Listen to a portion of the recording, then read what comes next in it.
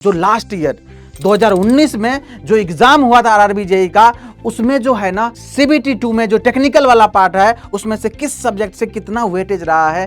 देखो 100 क्वेश्चन और 100 marks, yes ये 100 क्वेश्चन 100 मार्क्स में किस सब्जेक्ट से कितने क्वेश्चन आते हैं। अगर मैं एनालिसिस लेके जाऊं आपको, लास्ट ईयर जब 2019 में सीबीटी 2 का पेपर हुआ था ना, तो सीबीटी 2 में कैसे कैसे क्वेश्चन आए थे किस सब्जेक्ट से, तो इस सारे सब्जेक्ट को जिसका वेटेज अच्छा खासा दिख रहा है, आपको एक नंबर बिग दिख रहा है, उसको पहले तैयार कीजिएगा, अच्छे से तैयार कीजिएगा। बाकी जिसका वेटेज कम दिख रहा है उसको इसके बाद रखिएगा और ऐसे प्रायोरिटी डिसाइड करना है और आपको मेहनत करना है। हेलो एवरीवन, कैसे हैं आप लोग? होपफुली अच्छे होंगे और आपका प्रिपरेशन भी अच्छा चल रहा होगा। जैसा कि आप सबको पता है, आरआरबी जेईई की वैकेंसी आई हुई है और स्पेशली आज के इस वीडियो में मैं बात करने वाला हूं इलेक्ट्रॉनिक्स वाले स्टूडेंट के लिए।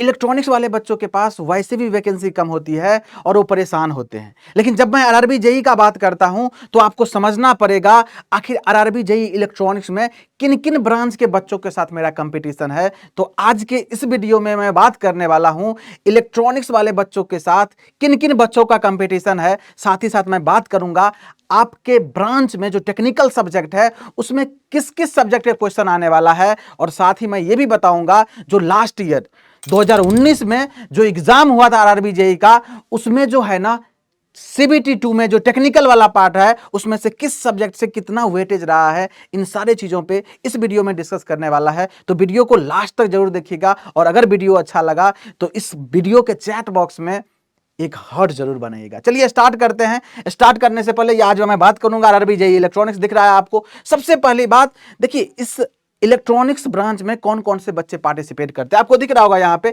Electronics engineering, instrumentation and control engineering, communication engineering, computer science engineering, computer engineering, computer science engineering और साथ में इंफॉर्मेशन टेक्नोलॉजी। इतने सारे ब्रांच के बच्चे जो है ना इलेक्ट्रॉनिक्स एलाइड इंजीनियरिंग के अंदर में आते हैं। अब देखो ये सारे जो ब्रांच है ना, इसके अकॉर्डिंग ही सिलेबस डिजाइन किया गया है। इसलिए जब आप आरआरबी जेईई के ऑफिशियल सिलेबस को देखोगे, जैसे कि मैं दिखा दूं आपको ऑफिशियल सिलेबस, तो इसमें देखोगे ना तो ये सारी चीजें दिखेगी आपको। देखो इसका अगर ऑफिशियल सिलेबस का बात करूं तो इसमें क्या क्या सब्जेक्ट है। इलेक्ट्रॉनिक्स कंपोनेंट एंड मटेरियल का बात कर रहा है, इलेक्ट्रॉनिक्स डिवाइसेज एंड सर्किट का बात कर रहा है, डिजिटल इलेक्ट्रॉनिक्स का बात कर रहा है, लीनियर इंटीग्रेटेड सर्किट का बात कर रहा है जिसको आप एनालॉग इलेक्ट्रॉनिक्स के नाम से जानते हैं, micro processor and micro controller का बात कर रहा है। इतना ही नहीं, इसके बाद इलेक्ट्रॉनिक मेजरमेंट का बात कर रहा है, कम्युनिकेशन इंजीनियरिंग का बात कर रहा है, डेटा कम्युनिकेशन नेटवर्क का बात कर रहा है, कंप्यूटर प्रोग्रामिंग का बात कर रहा है, बेसिक इलेक्ट्रिकल इंजीनियरिंग का बात कर रहा है। जब मैं कोर इलेक्ट्रॉनिक्स बच्चों से मिलता हूं ना, जब उससे बात होती है ना, तो बोलता है सर इसमें तो बहुत ज्यादा सिलेबस दिया गया। यस, ये इसीलिए दिया गया है, इसका रीजन यही है, इसमें जो है ना, इसमें जो ये सारे ब्रांच के बच्चे पार्टिसिपेट करते हैं, तो यहां से सारे जो सिलेबस है ना वो कॉमन बनाया गया। ये सारे ब्रांच के बच्चे जो है ना इस को देख करके ही सिलेबस डिजाइन किया गया आरआरबी जेईई का। तो आपको ये सारे सब्जेक्ट प्रिपेयर करने पड़ेंगे। अब यहां पे बारी आती है, सर ये जो सब्जेक्ट प्रिपेयर करेंगे कितने लेवल तक प्रिपेयर करना है, कैसे सर टारगेट करना है जिससे कि एग्जाम में हम मैक्सिमम स्कोर कर पाए। चलिए इसके ऊपर डिस्कस करते हैं।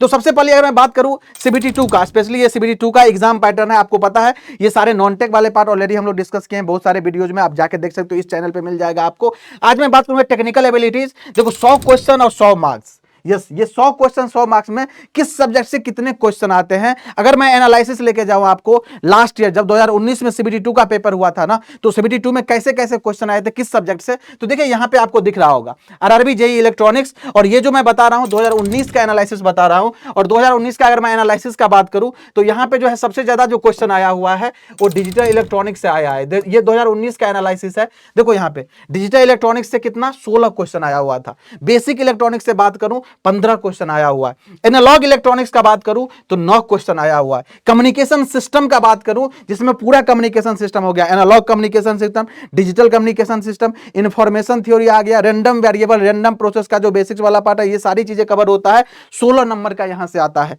अगर डेटा कम्युनिकेशन नेटवर्क का बात करूं तो 7 क्वेश्चन 7 नंबर का। बेसिक इलेक्ट्रिकल का बात करूं 9 क्वेश्चन 9 नंबर का। इसके साथ साथ ये देखो माइक्रो प्रोसेसर माइक्रो कंट्रोलर का बात करूं तो 5 क्वेश्चन 5 नंबर का। मेजरमेंट का बात करूं तो ये 2 क्वेश्चन 2 मार्क्स का। सी और सी प्लस प्लस दोनों पूछता है, ये सी अलग लैंग्वेज है, सी प्लस प्लस दोनों कंबाइन मिला के बात कर रहा हूं, तो यहां से 12 क्वेश्चन आए हुए थे। अगर मिसलेनियस का बात करूं, जैसे मिसलेनियस में और भी छोटा छोटा सब्जेक्ट होता है, जैसे आपने सुना होगा इलेक्ट्रॉनिक कंपोनेंट एंड मटेरियल हो गया, कुछ अदर बेसिक जैसे कंट्रोल सिस्टम का कुछ बेसिक पूछ लिया, सिग्नल का कुछ बेसिक पूछ लिया, ये सारी चीजें मिला करके आपको यहां से भी 9 क्वेश्चन आए हुए थे। इस तरह से ओवरऑल जो है 100 नंबर के पेपर आए हुए थे। तो ये था वेटेज लास्ट ईयर 2019 में जब सीबीटी 2 का पेपर हुआ था, तो इस तरह से वेटेज रहा था। अब जब ये वेटेज देखोगे ना, तो आपको एक आइडिया मिलेगा जो मुझे किस सब्जेक्ट को कितना प्रिपेयर करना है और सबसे पहले कैसे प्रिपेयर करना है। क्योंकि देखो जिसका वेटेज ज्यादा है उस पर आपका फोकस ज्यादा रखना है। फोकस इसलिए ज्यादा रखना है बेटा क्योंकि यही वो सब्जेक्ट है